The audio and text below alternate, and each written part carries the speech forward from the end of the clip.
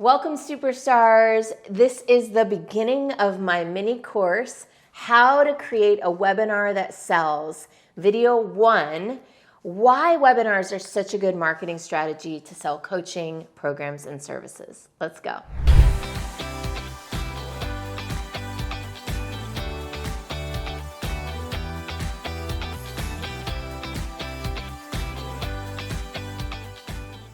Webinars are one of my absolute favorite strategies for selling programs and for driving leads into the business. So in this video, I'm going to dive into the very beginning, laying out the foundation of why webinars are so effective and why you might want to consider them, and a few ways to talk about them and position them to increase the likelihood that they actually work for you.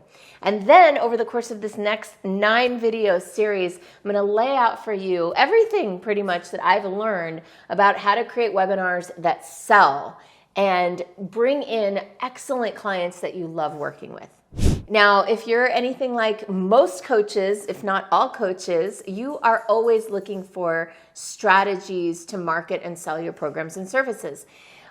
I remember I started my coaching business 15-ish years ago. Back then, I was doing a lot more besides coaching. But in the last 10 years or so, I've focused really exclusively on coaching.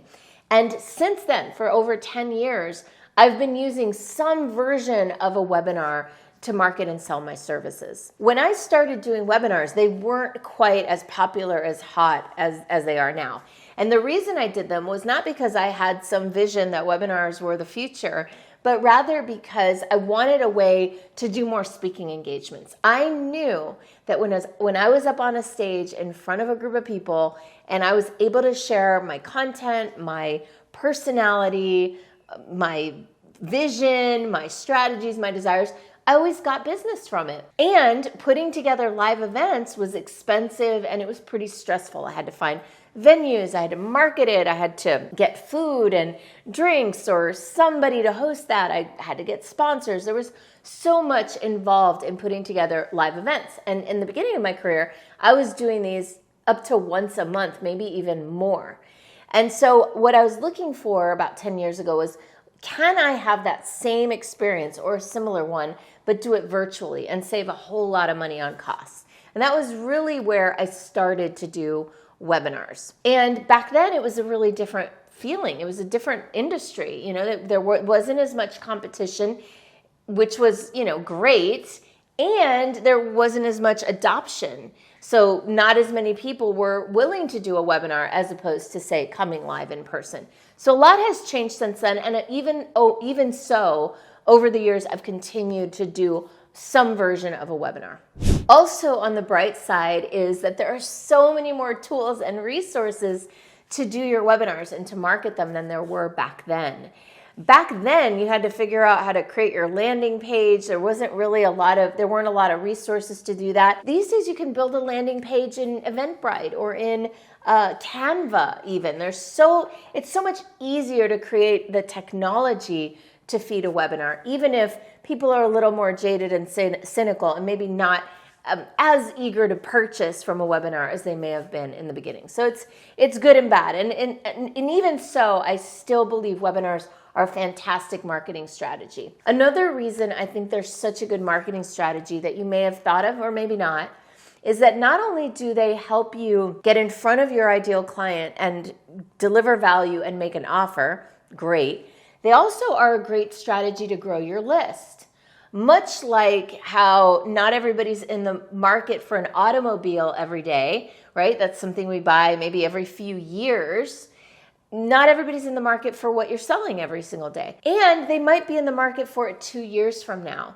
So getting them onto your list and engaged, this is something that a webinar can help you do. A webinar can be that first thing that brings them into your field, into your space. And then as long as you cultivate that list, that's a whole nother conversation that I'm not going to get into today, although I do have videos about email marketing. So I would recommend checking those out. And I'm going to go ahead and ask my team to post some links below to videos about email marketing. Webinars can help you build up your list, especially if you have a really compelling topic or title that's juicy enough that strangers who come across it would be interested in giving you their email in exchange for registering, even if they don't show up, right? So we're going to talk about that too. There's so much to cover in this mini course. So in addition to being a great way to build your list, the real purpose of a webinar is to give people a valuable experience that builds like and trust quickly. Over the 15 years since I've started my business, there is nothing like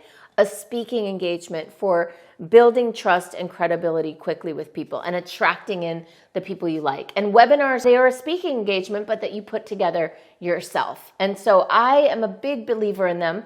And in this mini course, I'm going to share with you how to promote and market your webinar, how to title it, how to create the description and the bullet points, how to craft and your offer for your webinar, what you're going to offer at the end of it, how to make sure people show up to your webinar, what to do if they don't show up to your webinar. We are going to cover all of it. And I'll start with one very important thing.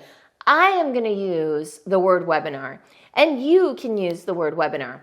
And I invite you to consider that when it comes time to actually promote and market your webinar, that you actually call it something else. And the reason for that is because people at this point, I think, have a concept of what a webinar is. Oh, I'm going to get a big, long sales pitch now. And that's pretty common. That's pretty true, actually. Most of the times, webinars, a lot of the times, are just long form sales pitches. And by the way, that's not the structure that I'm going to share with you today. I'm going to share with you a structure that delivers massive value and has high conversion. Yes, it is a step up into an offer and a sale, and it does work effectively to make sales, but it is not just a long sales pitch. I just feel icky when people do that, and I don't want to be that person. I'm certainly not going to share that with you. So back to my point is I would recommend calling your webinar something else, like a masterclass or a live training or a virtual workshop, something that takes it out of that fray, that takes it out of that Red Sea of all those webinars out there and elevates it into something else, something more meaningful, more valuable. So that is my very first tip. We're going to talk about webinars here, and I invite you to call it a live training, a workshop, a masterclass, or something like that. So come back for part 2 of this mini course on how to create a webinar that sells. And in that video, we're going to talk about the 4 things you must have, the foundational pieces to make sure that you can sell from your webinar. Let's go.